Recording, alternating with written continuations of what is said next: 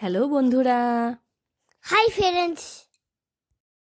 মে মাসে হঠাৎ প্ল্যানিংয়ে আমরা চলে গেলাম পাহাড়ের রানী দার্জিলিংয়ে।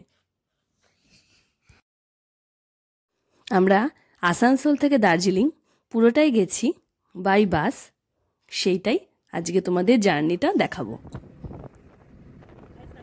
আমরা রওনা দিয়েছি আসানসোলের উদ্দেশ্যে। আমরা দার্জিলিংয়ে যেতে খুব মজা হচ্ছে।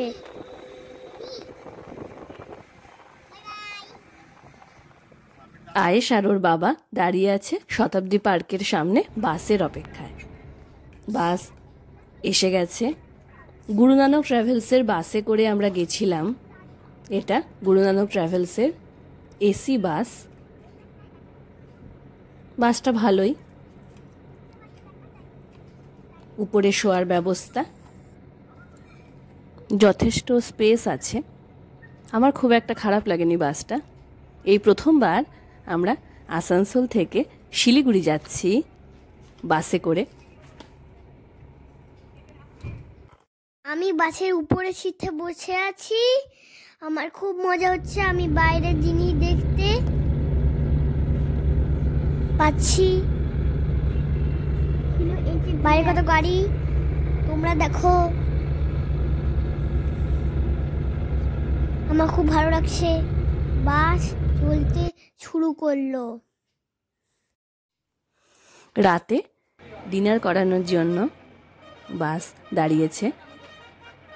এখানে প্রচুর বাস দাঁড়িয়ে আছে। আমরা সবাই নেমে এই আহার হোটেলে ডিনার করে নিলাম। আহার হোটেলে বাসটা মোটামুটি পৌঁছালো রাত 10:30 নাগাদ, একটু দেরি। হোটেলটা খুব একটা খারাপ নয়। পরের দিন সকালবেলা ঠিক 7টা নাগাদ আমরা পৌঁছে গেলাম শিলিগুড়ি বাস স্ট্যান্ডে। শিলিগুড়ি বাস স্ট্যান্ডে এসে আমরা শিলিগুড়ি থেকে দার্জিলিং যাওয়ার বাস ধরলাম। এর আগে আমরা যখন দার্জিলিং গেছি প্রত্যেকবারই বাই কার গেছি, কিন্তু কারে একটা বমি হওয়ার টেন্ডেন্সি থাকে, তাই এবার আমরা ঠিক করলাম যে বাসে করে যাব। বাসটা বেশ ভালোই। বাসে আগে থেকে অনলাইনে টিকিট বুকিং করেও রাখা যায়। আমরা বাসে উঠে গেছি। দূরে পাহাড় দেখা যাচ্ছে।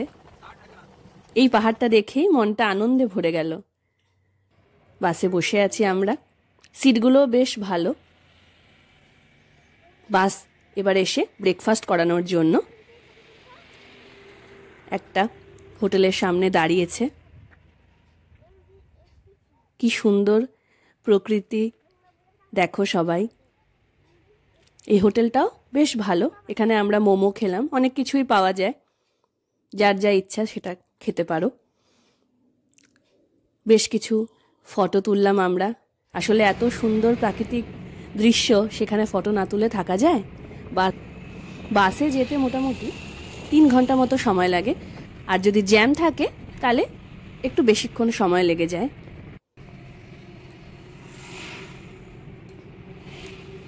ভীষণ সুন্দর পাহাড়ি পরিবেশ।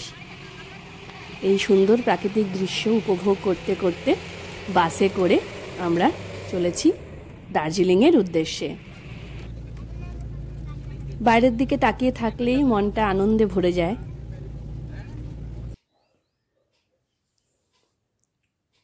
আমার ছেলেরও খুব ভালো লাগছে বাস জার্নিটা। একসময় কুয়াশায় ঢেকে গেল চারিদিক, বাস কিন্তু বেশ সুন্দর চলছে। যত দার্জিলিংয়ের কাছাকাছি যাচ্ছি তত এবার ঠান্ডা লাগতে শুরু হলো।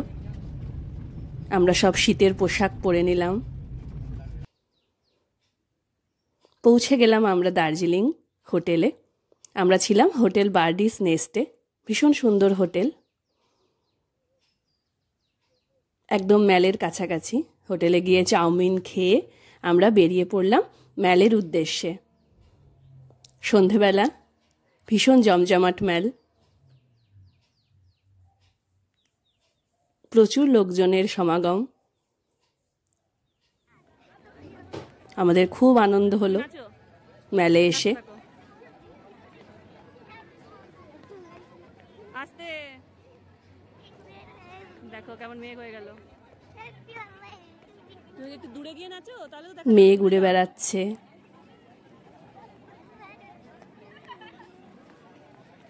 ব্যাস খুব এনজয় করছি আমরা।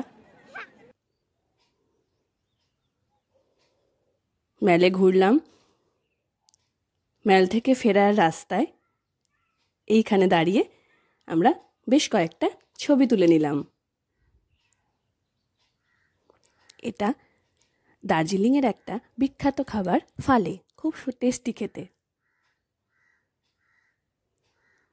এবারে আমরা রওনা দিলাম হোটেলের উদ্দেশ্যে। পরের দিন সকালবেলা মেলের রাস্তা ভীষণ সুন্দর। এই সময় বেশ ফাঁকা মেল। আমি একাই বেরিয়েছিলাম হাঁটতে হাঁটতে। দেখো কি সুন্দর পাহাড়ি কুকুরটা। এটা দার্জিলিং বাস স্ট্যান্ড। 4 দিন আমরা বেশ ভালোভাবে ঘুরে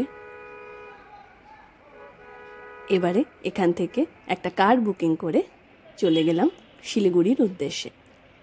এবার আমাদের ফেরার পালা। পাহাড়ের রানীকে উপভোগ করলাম আমরা মন ভরে। দার্জিলিংয়ে 4 দিন খুব ভালোভাবে ঘোরার পর আমরা আবার গুরু নানক ট্রাভেলসের বাসে করেই শিলিগুড়ি থেকে আসানসোল ফিরে এলাম। তোমরা সবাই আমাদের ভিডিও দেখতে থাকো আর লাইক আর সাবস্ক্রাইব করে দাও। বাই।